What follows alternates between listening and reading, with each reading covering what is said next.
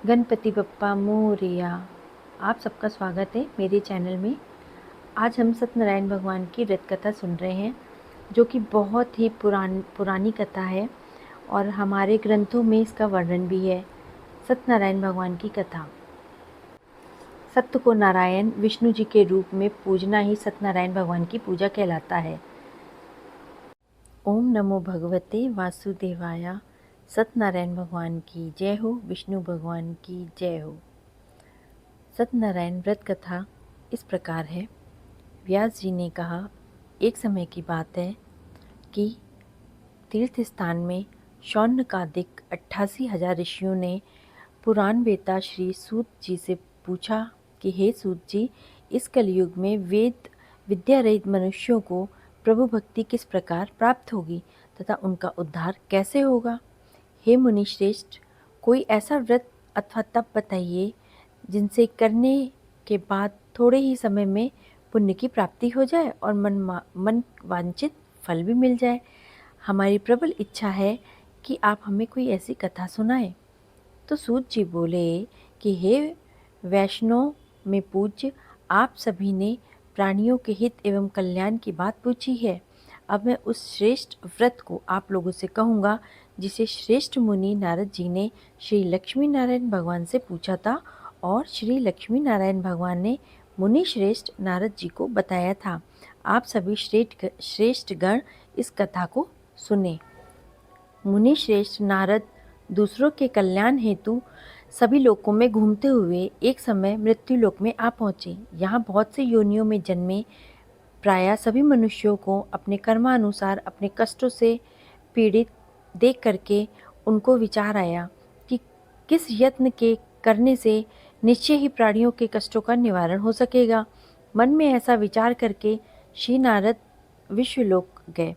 वहाँ पे उन्होंने श्वेत वर्ण और 4 भुजाओं वाले देवों के इष्ट नारायण को, जिनके हाथों में शंख चक्र गदा और पद्म थे तथा वरमाला पहने हुए थे, को देख के उनकी स्तुति करने लग गए। नारद जी ने कहा, हे भगवान, आप अनंत शक्तिवान हैं। मन तथा वाणी भी आपको नहीं पा सकती। आपका आदि मध्य अंत भी नहीं है। आप निर्गुण स्वरूप सृष्टि के कारण भक्तों के कष्टों को नष्ट करने वाले हो। आपको मेरा शत शत नमन। नारद जी के इस प्रकार की प्रार्थना सुन के विष्णु भगवान बोले, हे योगीराज, आपके मन में क्या है? आपका किस कार्य हेतु यहाँ आगमन हुआ? निसंकोच कहिए। तभी मुनि श्रेष्ठ नारद मुनि जी ने कहा, मृत्यु लोक में सब मनुष्य जो अनेक योनियों में पैदा हुए हैं, अपने अपने कर्मों के कारण अनेक प्रकार के कष्टों के कारण दुखी हैं। हे स्वामी, यदि आप मुझ पर दया रखते हैं तो बताएं कि उन मनुष्यों के सब कष्टों को थोड़े से ही व्रत में किस प्रकार से दूर किया जा सकता है। तो श्री विष्णु भगवान जी ने कहा, हे नारद, मनुष्यों की भलाई के लिए तुमने यह प्रश्न उत्तम प्रश्न पूछा है। जिस व्रत के करने से मनुष्य मोह से छूट जाता है, वह व्रत मैं तुम्हें बताता हूँ। सुनो। अति पुण्य दान करने वाला स्वर्ग तथा मृत्यु लोक दोनों में दुर्लभ एक अति उत्तम व्रत है, जो आज मैं तुमसे कहता हूँ। श्री सत्यनारायण भगवान का यह व्रत विधि विधान पूर्वक संपन्न करने पर मनुष्य इस धरती पे सभी प्रकार के सुख भोग कर मरणोपरांत मोक्ष की प्राप्ति करता है। श्री विष्णु जी भगवान के ऐसे वचन सुन के नारद मुनि बोले, हे भगवान, उस व्रत का विधान क्या है, फल क्या है और इससे पूर्व किसने यह व्रत किया था और किस दिन यह व्रत किया जाएगा, कृपया मुझे विस्तार में बताइए। तो विष्णु भगवान जी ने कहा, हे नारद, दुख शोक एवं सभी प्रकार की व्याधियों को दूर करने वाला यह व्रत सब स्थानों पर विजय दिलाने वाला है।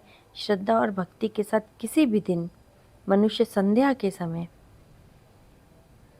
श्री सत्यनारायण भगवान की ब्राह्मणों और बंधुओं के साथ पूजा करें। भक्ति भाव से नैवेद्य केले का फल, नैवेद्य घी, शहद, शक्कर अथवा गुड़, दूध, गेहूं का आटा, सवाया लेवे। गेहूं के अभाव में साठी का चूर्ण भी ले सकते हैं आप लोग। इन सभी को भक्ति भाव से भगवान श्री नारायण को अर्पण करना है। बंधु और ब्राह्मणों सहित सबको भोजन कराएं। इसके पश्चात स्वयं भोजन करें। रात्रि में श्री सत्यनारायण भगवान के गीत आदि का आयोजन करें। सत्यनारायण भगवान का स्मरण करते हुए समय को व्यतीत करें। इस तरह से जो मनुष्य व्रत करता है उसकी सभी मनोकामनाएं पूर्ण होती हैं। विशेष रूप से कलयुग में, मृत्यु लोक में यही एक ऐसा उपाय है जिससे अल्प समय और कम धन में महान पुण्य की प्राप्ति हो सकती है। सत्यनारायण कथा का दूसरा अध्याय। सूत जी ने कहा, हे ऋषियों, जिन्हें प्राचीन काल में इस व्रत को किया है उनका इतिहास मैं आप सबसे कहता हूँ, ध्यान से सुनो।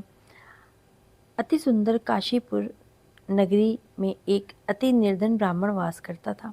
वह भूख और प्यास से बेचैन होकर हर समय दुखी रहता था। ब्राह्मणों से प्रेम करने वाले श्री विष्णु भगवान ने उसको दुखी देख के एक दिन बुढ़े ब्राह्मण का रूप धारण किया और निर्धन ब्राह्मण के पास आके बोले, हे ब्राह्मण, तुम हर समय ही दुखी होकर पृथ्वी पे क्यों घूमते हो? हे श्रेष्ठ ब्राह्मण, अपनी व्यथा मुझे कहो, मैं सुनना चाहता हूँ।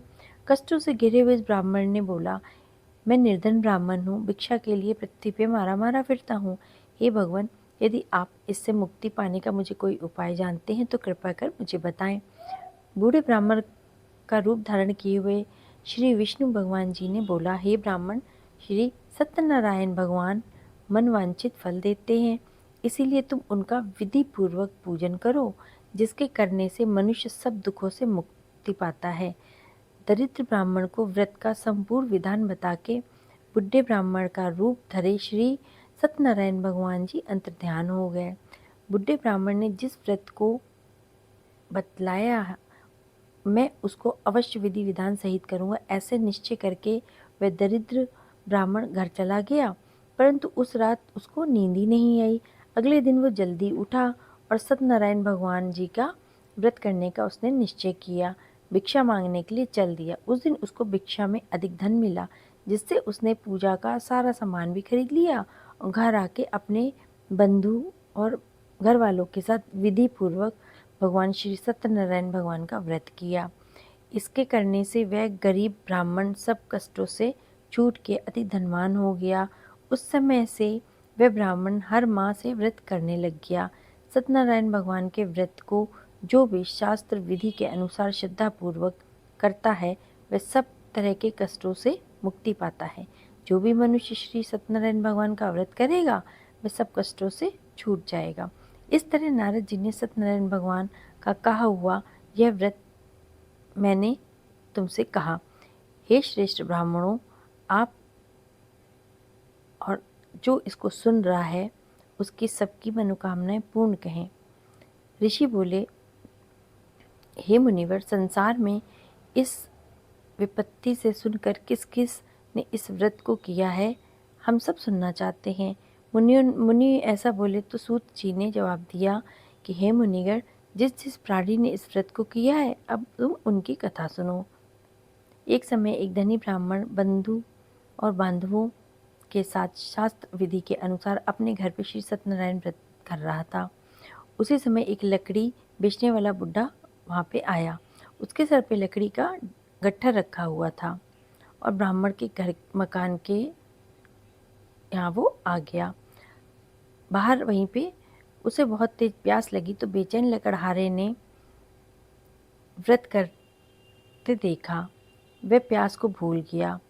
उसने अभिनंदन किया और पूछा, हे ब्राह्मण, आप ये किसकी पूजा कर रहे हैं? इस व्रत को करने से क्या फल मिलता है, कृपा कर मुझे बताएं। तब उस ब्राह्मण ने कहा, इस व्रत से सभी मनोकामनाएं पूर्ण होती हैं। यह व्रत श्री सत्यनारायण भगवान का है। इतनी ही कृपा से मेरे यहाँ धन ऐश्वर्य का आगमन हुआ है। इनकी कृपा से ही आज मैं धनवान बना हूँ। ब्राह्मण से इस व्रत के बारे में जानकर वह लकड़हारा अत्यंत प्रसन्न हुआ। भगवान का चरणामृत लेके और भोजन करने के पश्चात वह अपने घर को चला गया। अगले दिन लकड़हारे ने अपने मन में यह संकल्प किया कि आज गांव में लकड़ी बेचने से जो धन मिलेगा उसी से वो भगवान सत्यनारायण का श्रेष्ठ व्रत करेगा। मन में ऐसा विचार करके वह लकड़हारा लकड़ियों का गट्ठर अपने सर पे रखा और जिस नगर के धनवान लोग रहते हैं, जिस नगर में, ऐसे सुंदर नगर में चला गया। उस दिन उसे उस लकड़ियों का दाम पहले से 2 गुना मिला। तब वह बुड्ढा लकड़हारा बहुत प्रसन्न होके उसने पके हुए केले, शक्कर, शहद, घी, दूध, दही और गेहूं का चूर्ण इत्यादि सब लिया और भगवान श्री सत्यनारायण भगवान जी का व्रत की सभी सामग्री लेके वो घर आ गया। फिर उसने अपने बंधुओं के साथ उन सबको बुला के विधि विधान से भगवान जी का पूजन किया और व्रत किया। इस व्रत के प्रभाव से वह बुड्ढा लकड़हारा धन धान से युक्त हो गया और संसार के समस्त भोगों सुखों को भोग करके वैकुंठ को चला गया। अब आता है सत्यनारायण भगवान का तीसरा अध्याय। श्री सूत जी ने बोला कि हे श्रेष्ठ मुनि, अब मैं आगे की एक कथा आपको बताता हूँ। प्राचीन काल में उल्कामुख नाम का एक महान ज्ञानी राजा था। वह बहुत ही सत्यवादी था और जितेंद्रिय था। प्रतिदिन मंदिरों में जाता, गरीबों को धन देके उनके दुखों को दूर करता था। उसकी पत्नी कमल के समान सुंदर मुख वाली और सती साध्वी थी। एक दिन भद्रशिला नदी के तट पे वे दोनों विधि विधान सहित श्री सत्यनारायण भगवान का व्रत कर रहे थे। उस समय वहाँ साधु नामक एक वैश्य आया। उसके पास व्यापार के लिए बहुत सारा धन था। वह वैश्य नाव को नदी किनारे पे ठहरा के राजा के पास आ गया। राजा को व्रत करते हुए देख के वे विनम्रता पूर्वक पूछा, हे राजन, ये आप कौन सा व्रत कर रहे हैं? मेरी भी सुनने की इच्छा हो रही है, कृपया कर आप मुझे सब समझाएं। तो महाराजा उल्कामुख ने कहा, हे साधु, हे महात्मा, मैं अपने बंधुओं के साथ पुत्र की प्राप्ति के लिए श्री सत्यनारायण भगवान का व्रत पूजन कर रहा हूँ। राजा का वचन सुन के साधु नामक वैश्य ने आदर से कहा, हे राजन, मुझे भी इसका संपूर्ण विधि विधान बताएं। मैं भी इसे करना चाहता हूँ। इस व्रत को मैं भी करूँगा। मेरी भी कोई संतान नहीं है। मुझे विश्वास है कि इस उत्तम व्रत को करने से अवश्य मेरे भी संतान होगी। राजा से व्रत के सारे विधि विधान पूर्वक सुनने के बाद व्यापार से निवृत्त होकर वह वैश्य सुखपूर्वक अपने घर आ गया। उसने अपनी पत्नी को संतान देने वाले उस व्रत के विषय में बताया और प्रण किया कि जब मेरे संतान होगी तब मैं इस व्रत को करूँगा। वैश्य ने यह वचन अपनी पत्नी लीलावती से भी कहे। एक दिन उसकी पत्नी श्री सत्यनारायण भगवान की कृपा से गर्भवती हो गई। 10वें महीने में उसके गर्भ से एक सुंदर कन्या ने जन्म लिया। दिनों दिन वह कन्या इस प्रकार बढ़ने लगी जैसे शुक्ल पक्ष का चंद्रमा बढ़ता है। कन्या का नाम उन्होंने कलावती रखा। तब लीलावती ने मीठे शब्दों में अपने पति को याद दिलाया कि आपने जो भगवान का व्रत करने का संकल्प लिया था, अब आप उसको पूरा कीजिए। साधु वैश्य ने कहा, हे प्रिय, मैं कलावती के विवाह पे इस व्रत को करूँगा। इस प्रकार अपनी पत्नी को आश्वासन देके वह व्यापार करने विदेश चला गया। लौटने पर साधु ने जब नगर में सखियों के साथ अपनी पुत्री को खेलते देखा तो उसको उसके विवाह की चिंता होने लगी। तब उसने एक दूत को बुला के कहा कि उसकी पुत्री के लिए कोई सुयोग वर देखो। दूत साधु नामक वैश्य की आज्ञा जान के कंचन नगर पहुंचा और देख करके वैश्य की कन्या के लिए एक सुयोग वणिक पुत्र ले आया। यह सुयोग लड़के के साथ साधु नमक वैश्य ने अपने बंधुओं सहित प्रसन्नचित्त होकर अपनी पुत्री का विवाह करा दिया। दुर्भाग्य से वह विवाह के समय भी सत्यनारायण भगवान का व्रत करना भूल गया। इस पे श्री सत्यनारायण भगवान अत्यंत क्रोधी हो गए। उन्होंने वैश्य को श्राप दिया कि तुम्हें दारुण दुख प्राप्त होगा और फिर अपने कार्य में कुशल वह वैश्य अपने दामाद सहित नावों का बेड़ा लेकर के व्यापार करने के लिए सागर के समीप स्थित रत्नसारपुर नगर में गया। रत्नसारपुर पर चंद्रकेतु नामक राजा का राज्य था। दोनों ससुर जमाई चंद्रकेतु राजा के उस नगर में व्यापार करने लगे। एक दिन भगवान सत्यनारायण की माया से प्रेरित एक चोर राजा चंद्रकेतु का धन चुरा के भाग गया।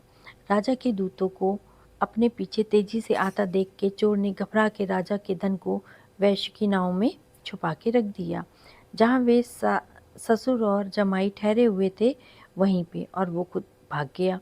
जब दूतों ने उस वैश्य के पास राजा के धन को देखा रखा हुआ तो उन्होंने उस ससुर दामाद को ही चोर समझ लिया।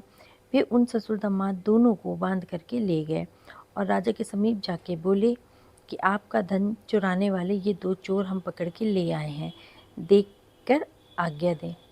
तब राजा ने बिना उस वैश्य की बात सुने हुए उन्हें कारागार में डालने की आज्ञा दे दी। इस प्रकार राजा की आज्ञा से उनको कारावास में डाल दिया गया और तथा उनका सारा धन भी छीन लिया गया। सत्यनारायण भगवान के श्राप के कारण उस वैश्य की पत्नी लीलावती व पुत्री कलावती भी घर में बहुत दुखी हुईं। उनका सारा धन चोर चुरा के ले गए। मानसिक और शारीरिक पीड़ा तथा भूख प्यास से वे अति दुखी हो गईं। भोजन की आस में कलावती एक ब्राह्मण के घर गई। उसने ब्राह्मण को सत्यनारायण भगवान की कथा करते हुए देखा। उसने कथा सुनी और श्रद्धापूर्वक प्रसाद ग्रहण करके रात को घर आ गई। माता ने कलावती से पूछा कि तू अब तक कहाँ रही? मैं तेरे लिए बहुत चिंतित थी। माता के शब्द सुन के कलावती ने बोला, हे माता, मैंने एक ब्राह्मण के घर श्री सत्यनारायण भगवान का व्रत देखा है। मेरी भी उस उत्तम व्रत को करने की इच्छा है। कलावती के वचन सुन के लीलावती ने सत्यनारायण भगवान की पूजा की पूरी तैयारी की। उसने बंधुओं सहित श्री सत्यनारायण भगवान का पूजन और व्रत किया और वर मांगा कि मेरे पति और दामाद को शीघ्र ही घर लौटा दें। साथ ही विनती की कि हे प्रभु, अगर हमसे कोई भूल हुई हो तो हम सबको अपराध क्षमा करें। श्री सत्यनारायण भगवान इस व्रत से प्रसन्न हो गए और उन्होंने राजा चंद्रकेतु को स्वप्न में दर्शन देके कहा कि हे राजन, जिन दोनों वैश्यों को तुमने बंदी बना के रखा है वे निर्दोष हैं, उन्हें प्रातः छोड़ दो। उनका सब धन जो भी तुमने रखा है वो सब लौटा दो, अन्यथा मैं तुम्हारा राज्य और धन पुत्र आदि सबको नष्ट कर दूंगा। राजा से ऐसे वचन कह के भगवान अंतर्ध्यान हो गए। प्रातःकाल राजा चंद्रकेतु ने दरबार में सबको अपना स्वप्न सुनाया और सैनिकों को आज्ञा दी कि दोनों वैश्यों को कैद से मुक्त करके दरबार में ले आओ। दोनों ने आते ही राजा को प्रणाम किया और राजा ने कोमल वचनों में बोला कि हे महानुभावों, तुम्हें अज्ञातवश हम यहाँ कठिन दुख दे चुके हैं, हमें उसके लिए क्षमा याचना कीजिए। लेकिन अब तुम्हें कोई भय नहीं है, तुम मुक्त हो। इसके बाद राजा ने उनको नए नए वस्त्र आभूषण पहनाए और उनका जितना धन था उनसे दुगना देके उनको विदा किया। दोनों वैश्य अपने घर की तरफ चल दिए। सत्यनारायण भगवान की जय। सत्यनारायण कथा का 4था अध्याय। ये है असत्य भाषण और भगवान के प्रसाद की अवहेलना का परिणाम। सूत जी ने आगे कहा, वैश्य ने यात्रा आरंभ की और अपने नगर की तरफ चल पड़ा। उसके थोड़ी दूर आगे ही बढ़ने पे दंडी वेशधारी श्री सत्यनारायण भगवान ने उसकी परीक्षा लेने हेतु उससे पूछा, हे वैश्य, तेरी नाव में क्या है? अभिमानी वणिक हंसता हुआ बोला, हे दंडी, आप क्यों पूछते हो? क्या धन लेने की कामना है? मेरी नाव में तो बेलपत्री भरे हुए हैं। वैश्य के ऐसे वचन सुन के दंडी वेशधारी श्री सत्यनारायण भगवान बोले, तुम्हारा वचन सत्य हो। ऐसा कह के वहाँ से चले गए और कुछ दूर जाकर समुद्र के तट पे बैठ गए। दंडी महाराज के जाने के पश्चात वैश्य ने नित्य क्रिया से निवृत्त होने के बाद जब नाव को उठी देख के अचंभा किया तो नाव में बेलपत्र आदि देख के मूर्छित होकर जमीन पे गिर गया। उसकी जैसे ही उसको होश आया तो उसको अति शोक हुआ। तब उसके दामाद ने कहा, आप शोक ना करें, ये दंडी महाराज का श्राप है, अतः हमें उनकी शरण में चलना चाहिए, वे हमारे सभी दुखों का अंत करेंगे। दामाद के वचन सुन के वह वैश्य दंडी भगवान के पास पहुँचे और अत्यंत भक्तिभाव से पश्चाताप करते हुए बोले कि मैंने जो आपसे असत्य वचन कहे थे उसके लिए मुझे क्षमा करें प्रभु। ऐसा कहकर वह शोक के कारण रोने लग गया। तब दंडी भगवान ने बोला, हे वाणिक पुत्र, मेरी आज्ञा से ही बार बार तुम दुख कष्ट प्राप्त कर रहे हो, तुम मेरी पूजा से विमुख हुए हो। तब उस वैश्य ने कहा, हे भगवान, आपकी माया को ब्रह्मा आदि देवता भी नहीं जान पाते हैं, मैं तो मूर्ख हूँ, मैं कैसे जानूंगा? आप प्रसन्न हो जाए, मैं आपकी क्षमता अनुसार पूजा पाठ करूँगा। मेरी रक्षा करिए, मेरे नौका को पहले के समान धन से भरपूर कर दीजिए। उसके भक्ति से परिपूर्ण वचन सुन के श्री सत्यनारायण भगवान प्रसन्न हो गए और उसकी इच्छा अनुसार उसको वर दे के अंतर्ध्यान हो गए। तब ससुर और दामाद दोनों नाव में बैठे और आके देखा तो नाव धन से परिपूर्ण थी। फिर वे विधि विधान से सत्यनारायण भगवान की पूजा कर साथियों के साथ अपने नगर को चल दिए। जब वे अपने नगर के निकट पहुँचे तो तो उसने एक दूत को अपने घर भेजा। दूत ने साधु नामक वैश्य के घर जाके उसकी पत्नी को नमस्कार किया और बोला कि आपके पति और आपके जमाता सहित इस नगर के समीप आ गए हैं। लीलावती और उसकी कन्या कलावती उस समय भगवान की पूजा कर रही थी। दूत का उनका वचन सुन के साधु की पत्नी ने बड़े ही हर्षोल्लास के साथ सत्यनारायण भगवान का पूजन पूर्ण किया और अपनी पुत्री से कहा, मैं अपने पति के साथ दर्शन करने जा रही हूँ। तुम पूजन पूर्ण करने के बाद शीघ्र ही आ जाना। परंतु कलावती पूजन एवं प्रसाद छोड़ के अपने पति के दर्शन की तरफ चल दी। पूजन एवं प्रसाद की अवहेलना के कारण भगवान सत्यनारायण उससे रुष्ट हो गए। उसके पति को नाव सहित पानी में डुबो दिया। कलावती अपने पति को ना पाकर रोती हुई जमीन पर गिर पड़ी। नौका को डूबता हुआ देख के कन्या ने रोते हुए देखा कि साधु नामक वैश्य द्रवित होकर बोला कि हे प्रभु, मुझसे या मेरे परिवार से अज्ञानतावश जो भी अपराध हुआ है उसके लिए क्षमा करें। उसके ऐसे वचन सुन के सत्यदेव भगवान प्रसन्न हो गए। आकाशवाणी हुई, हे वैश्य, तेरी पुत्री मेरा प्रसाद छोड़ के आई है, इसीलिए इसका पति अदृश्य हुआ है। यदि वह घर जाके प्रसाद को ग्रहण करके लौटे तो इसका पति अवश्य इसको मिल जाएगा। आकाशवाणी सुन के कलावती ने घर पहुंच के प्रसाद को ग्रहण किया और फिर आकर अपने पति को पूर्ण रूप से पाके वो बहुत ही प्रसन्न हुई तथा अपने पति के दर्शन किए। तत्पश्चात साधु वैश्य ने वहीं बंधुओं के साथ सत्यदेव का विधि विधान के साथ पूजन किया और वह इस लोक के सभी सुखों को प्राप्त करके अंत को मोक्ष को प्राप्त हो गया। बोलिए सत्यनारायण भगवान की जय। अब सत्यनारायण कथा का 5वां अध्याय। श्री सूत ने आगे कहा, हे ऋषियों, मैं एक और कथा सुनाता हूँ, उसे भी सुनो। प्रजापालन में लीन तुंगध्वज नाम का एक राजा था। उसने भगवान सत्य देव का प्रसाद त्याग के बहुत दुख पाया। एक समय राजा वन में वन्य पशुओं को मारकर वड़ के वृक्ष के नीचे आया। वहां उसने ग्वालों को भक्ति भाव से बंधु बांधवों सहित श्री सत्यनारायण भगवान का पूजा करते देखा। परंतु राजा देख के भी अभिमानवश न तो वहां गया और न ही उसने सत्यदेव भगवान को नमस्कार किया। और जब ग्वालों ने भगवान का प्रसाद उनके सामने रखा तो वह प्रसाद को त्याग कर अपने नगर की तरफ चला गया।